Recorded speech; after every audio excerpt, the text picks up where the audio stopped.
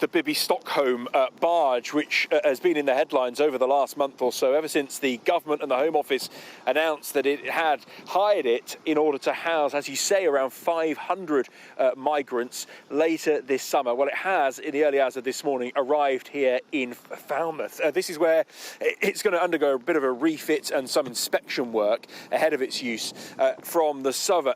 3 stories high, you can see it has 222 bedrooms.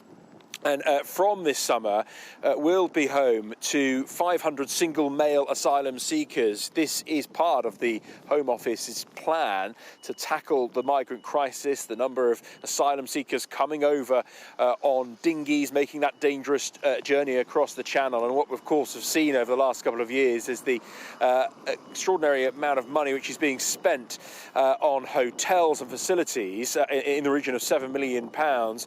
They say that the cost of this barge and running it for those asylum seekers will be, quote, significantly lower. On board, basic accommodation is what the Home Office says will be provided. There is a healthcare provision, catering, security and so forth. There are reports that it will cost around about £20,000 a day to operate it. Falmouth here in Cornwall, where the refit is taking place, is not the final destination for Bibby Stockholm.